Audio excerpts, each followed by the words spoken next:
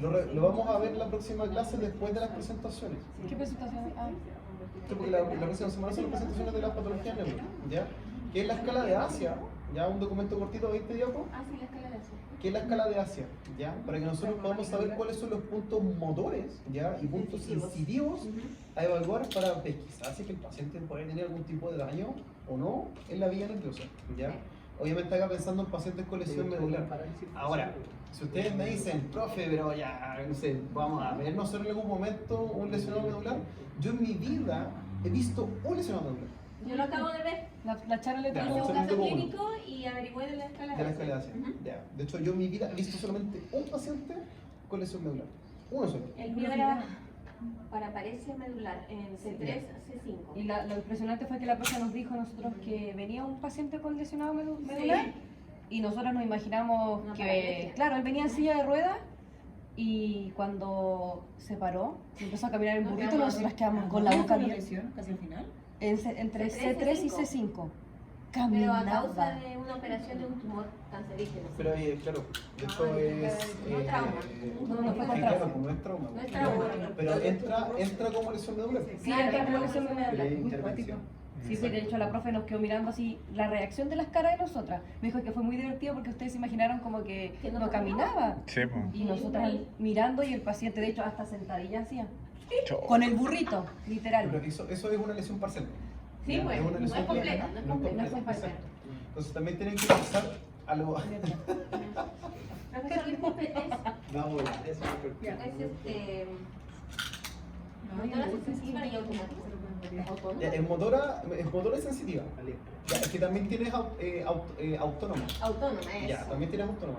Ya. Pero, ojo, es que el autónomo que se lesione Sí. ya es mucho más complejo, ya cuando tiene lesión completa. Ah, ya, Autónomo me refiero a lo que es vasomotor, sistema simpático parasimpático. ya. Ah, ya. ¿Ya? Entonces, cuando tú estás hablando de la lesión medular, ¿cierto?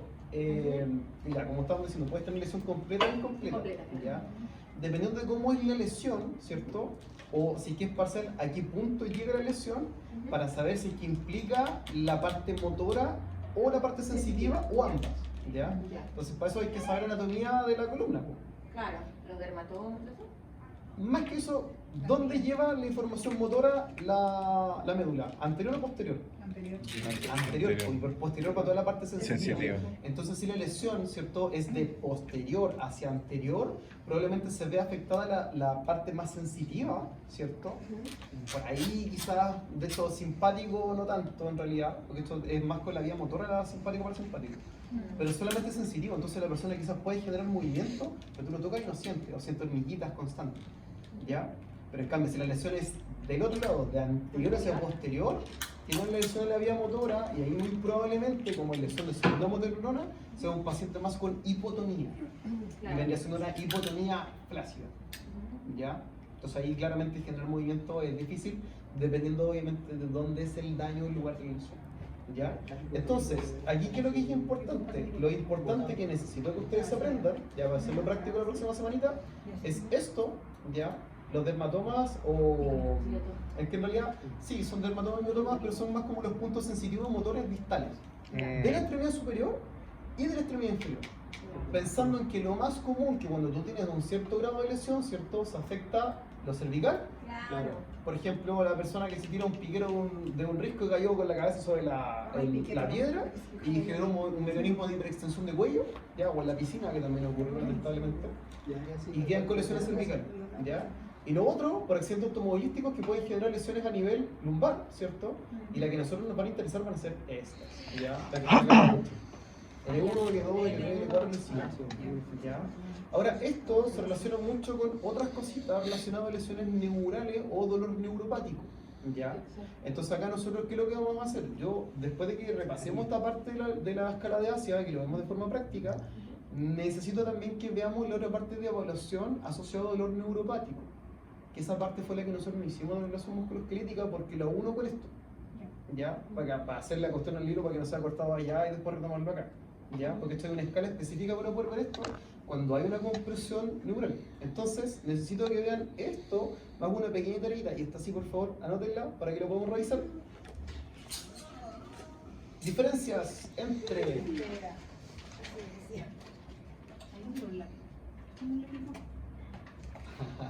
Bueno, te en el teléfono.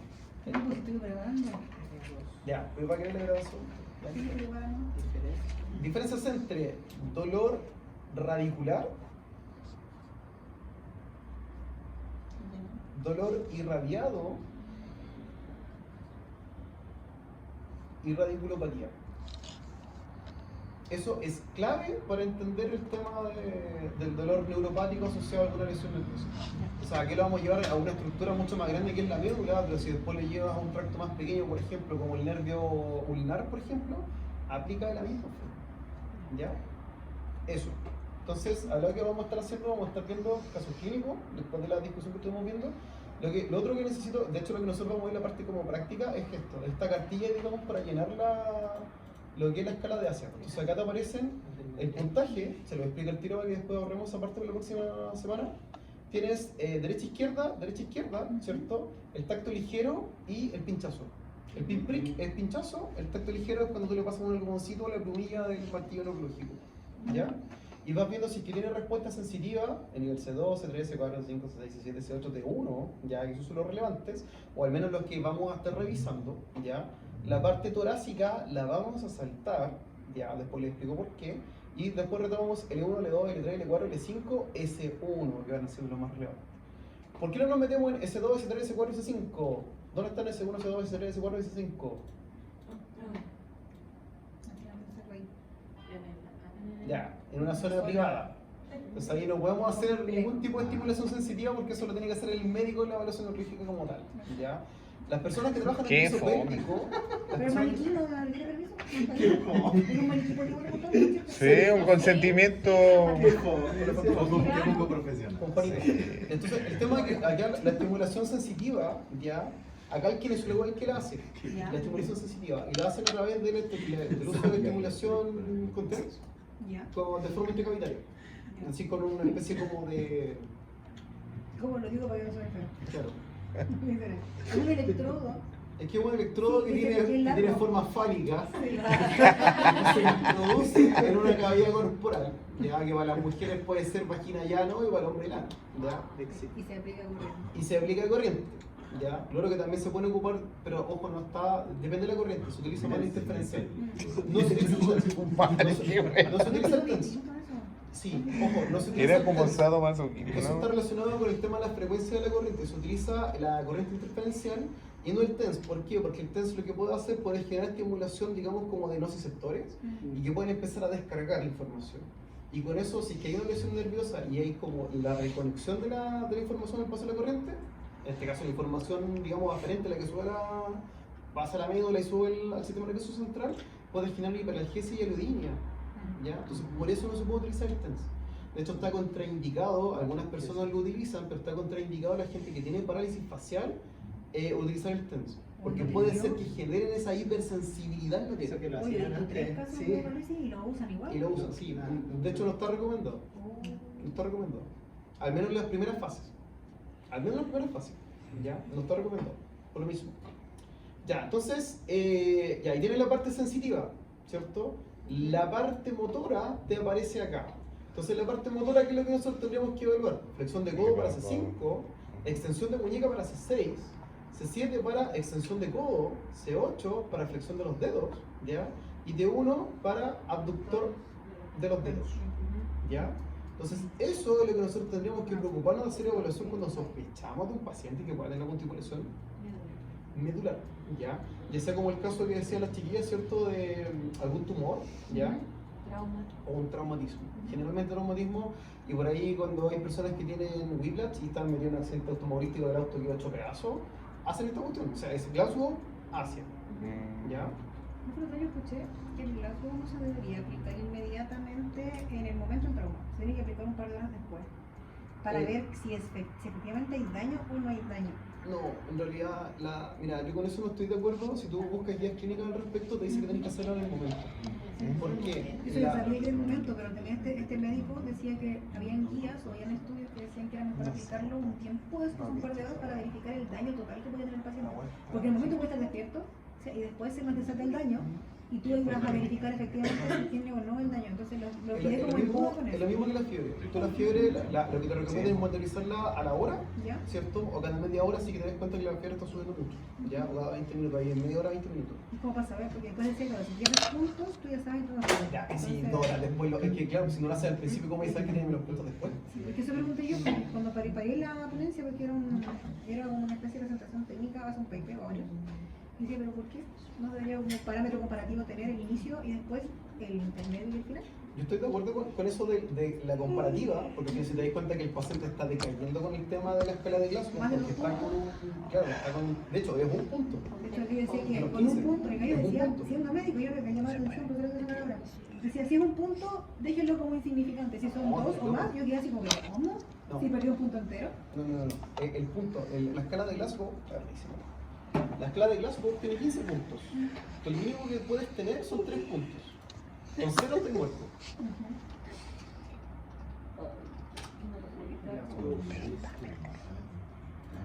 Oye, antes de irme a internado de neuro, Ya. Es que te voy a hacer- Por eso acá te dice, toma 2 criterios, a ver si lo vamos a ver más grandecito. Ya, acá, toma 2 criterios. Bueno, está en Brazuca. Sí. Ya. Escala de Gauss-Guiño. Escala de Gauss-Guiño. El punto acá es que te dice de 3 a 15 puntos, ya, porque ya teniendo menos de 3, con 2, el paciente puede haber quedado en estado vegetativo. O sea, no es que esté muerto, exacto. O sea, no es que esté muerto, y corrijan esa parte, pero es que está ya en estado vegetativo, ya tuvo una lesión que es cortical, ya que es algo mucho más grave y que probablemente el paciente no va a recuperar ese estado de conciencia, ¿ya? Que es lo que vendría siendo siempre un paciente sedado, con un coma inducido, para que se hagan una idea. Entonces, cuando tú evalúas al paciente, ya lo que nos dice por lo menos la guía clínica de chilensis, ahora, si tuviste la ponencia, puede ser que estén quizás actualizando el consenso. Yo creo que para eso va, ya así como para plantearlo como un tema de discusión sobre la mesa, decir, ya, ¿sabes qué? Podemos actualizarla, porque esto clínicamente no se comporta tan así. Puede ser. Pero el tema, la escala de Glasgow, tú cuando ya tienes 14 puntos, es decir, un punto menos de los 15, inmediatamente, servicio de urgencia, inmediatamente resonancia magnética de cráneo de urgencia. ¿Por qué? Porque el paciente puede estar cruzando con un TEC cerrado y la presión intracraniana va a estar aumentando. Y esa presión intracraniana, si tú no la resuelves en el momento, te va a generar un daño neurológico irreversible. Entonces, hacerlo 2 horas después, no, el paciente lo perdí. Sí, bueno. Va a quedar con una secuela neurológica, no se Por eso puede. yo me quedé pensando y dije, ¿por qué están haciendo esto así? Y al final el paciente tuvo un accidente y le mete identidad o no, tienes que poder ver la respuesta. Sí. No, no se puede. Sí o sí hay que hacerla inmediatamente. Inmediatamente. Entonces acá tienen la escala de Glasgow, está de 3 apartados, ¿cierto? Aquí es la apertura ocular, la respuesta verbal y la respuesta motora. ¿Ya? La respuesta de la apertura ocular si es espontánea, si el paciente está orientado y poder conversar con él, oye, ¿cómo te llamas? ¿Qué te pasó? ¿Cuánto habías tenido? ¿Dónde estás? Etcétera. Así que te aclore el momento, ¿cierto? Y la respuesta motora, así que obedece, oye, mueve los pies. Chuta, no está moviendo los pies. Oye, ¿puedes mover las manos? A ver, levanta el dedo índice. No, si lo puedes mover, chuta. ¿Qué te llevaría a pensar eso? Hay una lesión neurológica a nivel de la médula, a nivel de tórax o más abajo. Columna torácica o lumbar. Si es que no puede mover las piernas. Oye, no siento las piernas. Lesión neural. ¿Ya? Entonces, por eso la escala de Glasgow se hace en el momento, sobre todo cuando hubo un accidente. Y después, ¿con qué se contrasta? Lo primero, ¿cierto? Que tú haces escala de Glasgow. Ve el estado consciente del paciente descartando una lesión neurológica del sistema nervioso central. La médula también es sistema nervioso central, sí, pero te interesa el cráneo, el coco, ¿ya? Lo primero que te interesa. Descartando una lesión acá arriba y que no hay riesgo por parte del paciente, ves el resto, escala de Asia, ¿ya? Ahora, la escala de Asia la hacen en el momento, simplemente en el momento pesquisan, oye, ¿puedes mover las piernas? No, ¿sabes qué? ¿Y las sientes? No, ¿sabes qué? No las siento. ¿Sentí eso? No, ¿sabes qué? No las siento. Y antes. Entonces, ahí, ¿qué es lo que se preocupan? La movilización tiene que ser con mucho cuidado porque si hay una lesión a nivel de la médula, ¿cierto?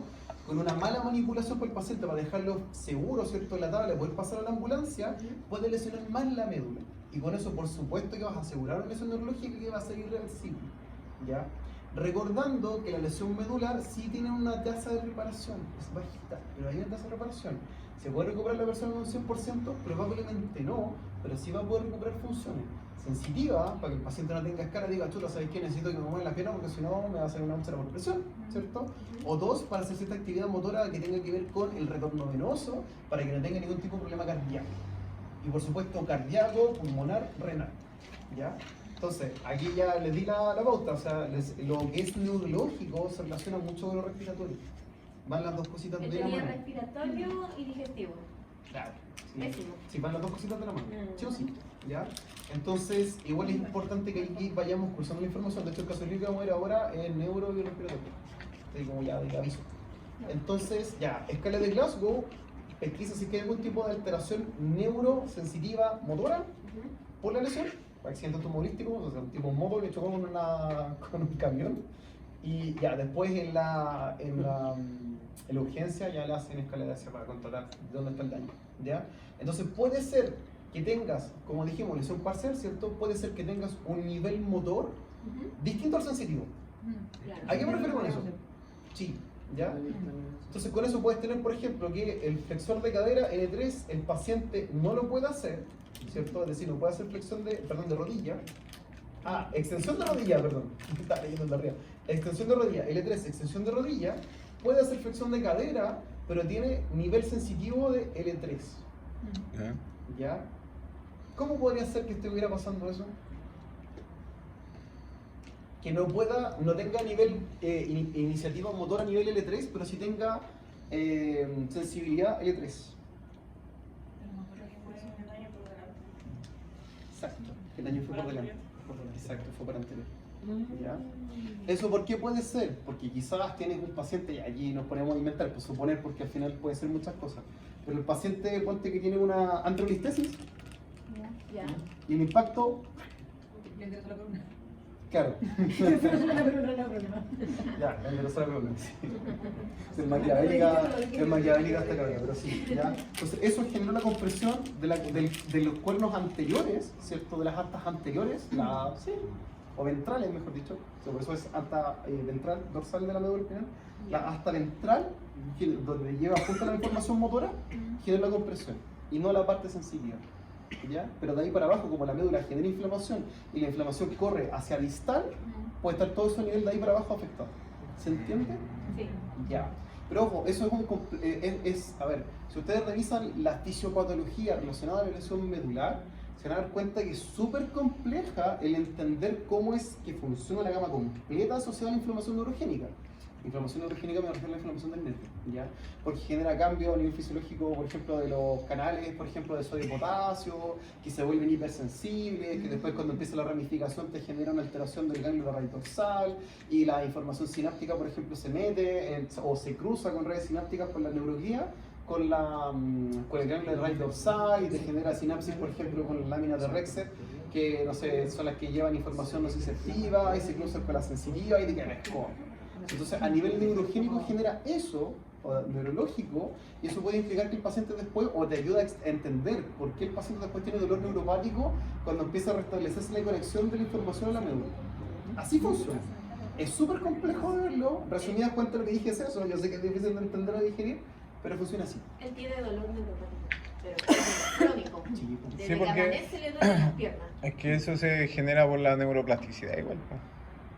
Y que en ese caso esa neuroplasticidad, como tú bien dices, que es correcto, ya, el proceso fisiopatológico para poder restablecer la conexión sináptica entre los segmentos de la médula que fueron dañados, o de un nervio distal o periférico, de hecho el nombre correcto es periférico, tiene que ver con ese cambio neuroplástico, con el famoso long term potentiation, o potenciación a largo plazo. Y al final la potenciación a largo plazo tiene una relación directa con fomentar la sinapsis con cambios neuroplásticos, con la actividad de las canales de NMDA, los AMPA, y por supuesto que interactúan con los sodio-potasio. Y los que más se ven alterados son los sodio-potasio, que facilitan los pasos de información sináptica entre los NMDA y los AMPA, y eso genera conexiones sinápticas con neuronas que no deberían. Entonces se ven inhibidas la interneurona inhibitoria, ¿ya? Igual es el control, Sí. ¿ya? Sí. La neurona inhibitoria se ve, digamos, como en sinapsis, es decir, genera conexiones sinápticas con neuronas que son nociceptivas. Y pierde la capacidad de sensar o dar el paso de una información y otra, porque están juntos en una misma vía, por la lesión. Así como a grandes rasgos funciona así. Ya. ¿Ya? Entonces, por eso, el resultado es dolor neuropático sí o sí. Ahora, el dolor neuropático sí puede tener cura, pero depende mucho del tiempo de evolución que tenga la lesión y el grado de la lesión. Por ejemplo, una Lleva persona... hace 5 años tiene esa lesión. Ya, pero ahí viene la pregunta, ya, 5 años. Viene la pregunta, si el paciente tuviera lesión completa, ¿tendría dolor neuropático? ¿No? No, porque no No tendría tiene. sensibilidad. No tendría. No tendría. ¿Ya? Profe, Entonces mejor que tenga dolor neuropático. ¿y el dolor neuropático por diabetes funciona igual que el traumático? Porque, o sea, no por el traumático, es que la diabetes genera una alteración de los canales de sodio y potasio de la, y de genera inflamación neurogénica como Viene, in situ. ya, Porque es por, digamos, por cambios de la... De hecho lo conversamos la otra vez, que es por cambios de la sensibilidad o sea, el nervio es muy sensible. Entonces, la diabetes te genera cambios en la perfusión de sangre, porque la sangre es más viscosa, y llega el nervio menos nutriente y está en un medio más ácido, es decir, con un pH ya. más bajito. ya, Y eso te genera cambios estructurales en el nervio que te genera la neuropatía diabética. ya, O sea, fisiopatológicamente, a grandes rasgos, es eso. ya. Pero genera también cambios de, como de expresión, digamos, de más canales de sodio-potasio, disminuye también la expresión, por ejemplo, de receptores asociados a los opioides endógenos, que es lo que te regula no tener dolor neuropático. ¿Ya? Entonces Ya. ahí funciona de esta forma. Ya, entonces, después viene el puntaje. ¿Ya? Aquí el 25-25 es de la parte motora, me refiero, Y la otra ¿cierto? de Derecha e sensitiva. izquierda se juntan, ¿ya? Y ahí tienes los 50 puntitos, ¿ya? Más los 50 puntitos de la parte motora de Motora. izquierda a derecha del extremo inferior, que esos son los relevantes, los puntos motores relevantes, ¿ya? En la parte sensitiva, sí tienes todo el puntaje, no sé por qué, no importa. Tienes la parte sensitiva que es sumando todos los puntajes, ¿ya? Pero de alguna forma está resumida que tú puedes colocar hasta acá y hasta acá para poder hacer un pequeño catastro, ¿ya? Así como aproximadamente. Cuando se hace la evaluación neurológica como tal en urgencia, sí se hace completo. Esta parte aquí es como media latera porque están con la persona totalmente descubierta, con una bata, y empiezan a ver por dermatoma. ¿Ya? Y aquí están, pues. Entonces, al final hacen la estimulación sensitiva acá, acá, acá, acá, acá. La pregunta es, ¿por qué no hacen la parte motora en esta zona? ¿Por qué no se evalúa esa parte motora?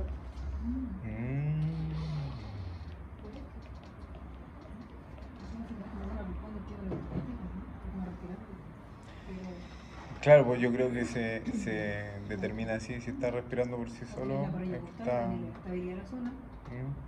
Ya, pero ojo, ¿quién inerva al diafragma? Frénico.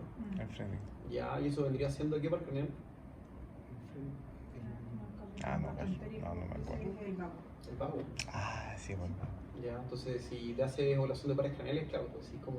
Pero es que ahí está la diferencia, Ya. porque al final tú cuando haces evaluación de pares craneales, ¿qué estás viendo? ¿Vía piramidal o extrapiramidal? Es piramidal, es central. La médula Ah, es claro. central, estamos correctos, pero si hacemos la clasificación entre si es piramidal o extrapiramidal, es piramidal. Ujú. Ya, dejémoslo claro, es piramidal. Entonces, en este caso, ya el nervio frénico no tiene pito que tocar acá, pues. ¿Ya? O el vago, por lo menos. Y así ya tiene lesión, no sé, por el vago y está con depresión respiratoria, tenéis que pensar que la lesión fue más Sí, grave. más grave. Ya, o sea, ya no hay mucho que hacer. Pero acá la parte motora no la toman en cuenta. Yo la verdad no tengo tengo una respuesta oficial. Yo creo que ahí le podríamos preguntar a Esteban, cuando ustedes tengan razonamiento, ¿por qué no se evalúa la parte motora en esto? Yo lo que asumo es que al final a ti lo que te interesa de la escala de ASA es ver la parte funcional. Y el paciente, por ejemplo, si es capaz de poder caminar, va a poder ser funcional a un nivel motor más alto. Sí. En cambio, en la parte, por ejemplo, de extremidad superior, si no tienes tanto control de tronco, quizás tenés los brazos. Y con los brazos te puedes apoyar. Ujú. Y quizás hacer la estrategia de puchar. O sea, es lo que a mí se me ocurre en realidad, no lo tomen como el análisis que yo hago. Porque al final, si el paciente lo tienes amarradito, ¿cierto? Y quizás tú lo sueltas la amarra y el paciente se te empieza a ir por el costado. Si tiene bueno en los brazos, ¿cierto? O por lo menos el C3 creo que era, no, perdón, C3, payaso. C6 que hace, C7 que hace extensión de codo, ¿cierto? Sí. Te podías anclar acá y hacer un push-up. Y con eso, si es que te está yendo para los costados, por último te podías firmar. Claro. ¿Ya? O sea, yo lo veo más por ese lado, más funcional como les digo, ¿ya? Más que ver la parte motor, digamos, de tronco. Ahora, por supuesto que si la persona está en decúbito supino y quiere adoptar el sedente, lo puede hacer con los brazos y sería mucho más sencillo si tuviera inervación motora en esos miotomas. Ya, yo estoy totalmente de acuerdo con eso. Pero funcionalmente podría hacerlo. Ya, yo por eso digo que la escala de ACE para mí lo veo más desde el punto de vista más funcional, motor, que se puede suplir esa función del control de tronco con los brazos, ¿ya? Y quizás con una ayuda técnica, por ejemplo, como una contención, ¿ya? Y que por eso no se habló. ¿Ya? Eso. Ya, entonces lo revisan y la próxima semana lo hacemos nosotros, ¿ya? Entonces acá abajito te aparece la lesión como neurológica, ¿sí? El nivel del neurológico, sensitivo, el motor, ¿cierto? Solo el nivel de Exacto, solamente a nivel neurológico. Pero acá la idea es la cartilla llenarla con el puntaje completo, que son 112 puntos, ¿ya? Para esto y se suma con el resto. O sea, 56 más 56 son 112, ¿cierto? Para el pinchazo y el tacto ligero. Y con eso vas viendo el nivel sensitivo motor. Así que eso para que lo revisen y lo vemos en la próxima clase así como práctico. Y ahora, caso clínico, aunque son las 12, ¿quieren hacer un break antes de avanzar? Ya, profe. ¿Sí? No será